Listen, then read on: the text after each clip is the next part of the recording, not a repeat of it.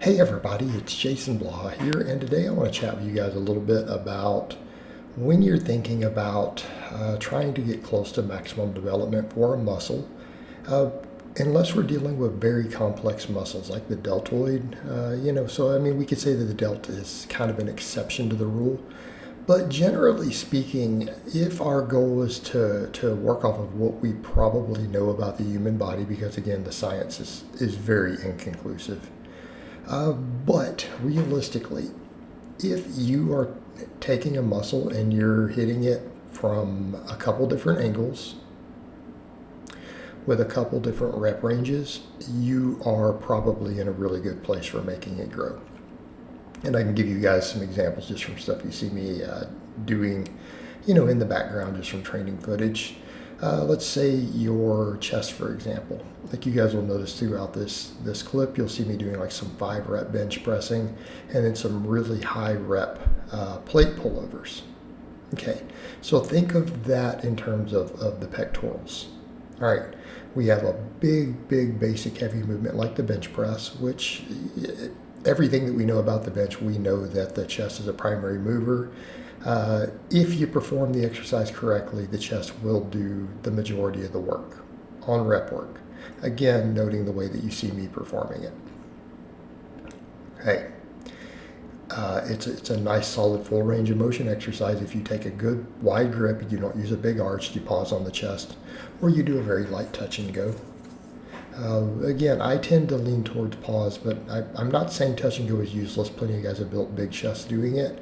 I think that the way many guys perform it, it's detrimental there, okay? Because they're losing tension on the chest. But I digress. Back over to the point. If you were doing that, you're getting very good chest recruitment. Okay, we're also in a lower rep range, which again has its own benefits. So let's say you're doing, like example, you see me doing some 5s there. Okay, then the next exercise I do that hits chest is a pullover with a plate.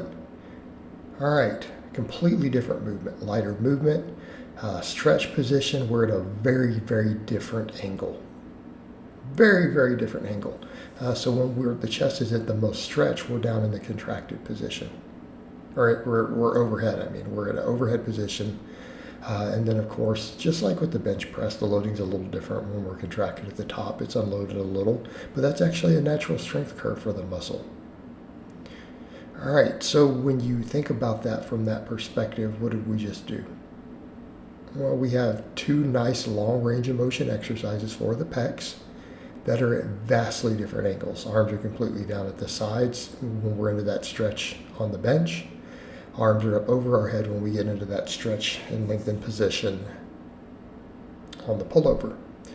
One of them I'm doing around 5 reps, the other around 15. These are vastly different rep ranges. Vastly different rep ranges. All right. That's a good place to be. Now, as far as volumes go, volumes are very individual. What is your volume tolerance? How hard are you training?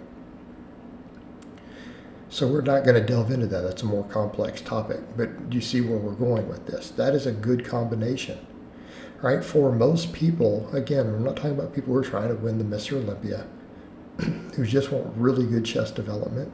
A big bench, you're good to go. All right, what about triceps? Because they're also a primary mover on both. Man, vast opposites again, because we know the bench press really works the lateral head and medial head of the triceps.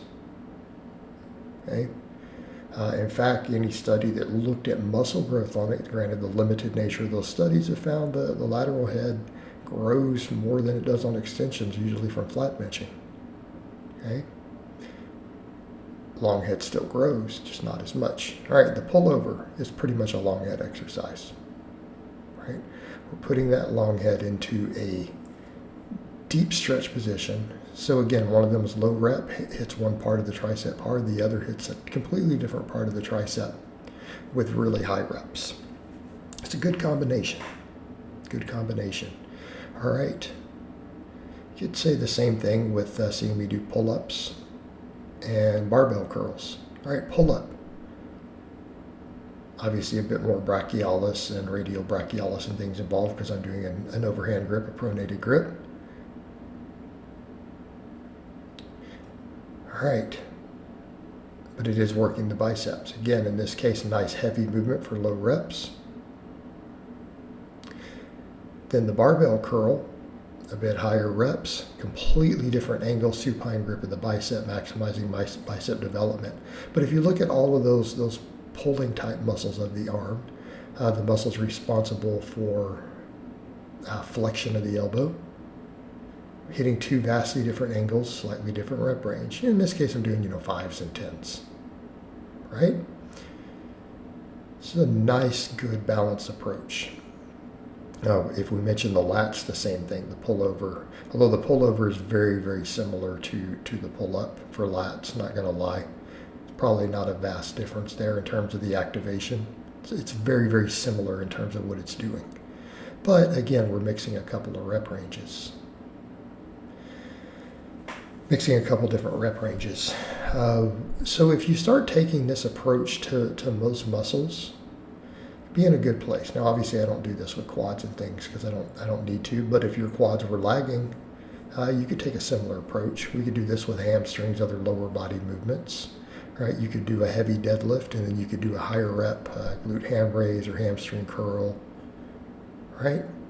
If we wanted to hit very, very, very different angles. But I think the point here is that it shows that if we're selecting exercises kind of carefully, you don't need a really high amount of exercise selection. If you are picking movements that work a muscle from two very different angles, you won't need as much variation to really get all the available muscle fibers.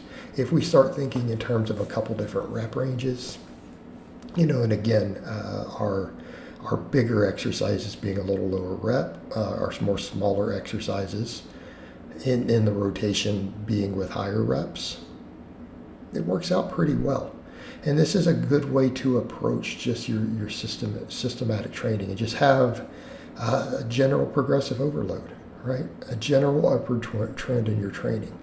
Now, obviously, when you're dealing with really advanced lifters as a coach, program is going to be more elaborate than this. But for the majority of people, they're not chasing that 1%. They're really not, and they may not need it a lot more complicated than this. And I do have clients who come to me and hire me for some of this, and I may keep them on this type of simpler programming. But where they struggle is in how much weight to use, how much volume to do, making it flow with their recovery, accountability, things like that. Okay? But we can take a very simple approach like this and still apply it in those cases. All right, guys, well, that's really all I have to say on that today. I hope it's been informative, and I'll talk to you guys next time.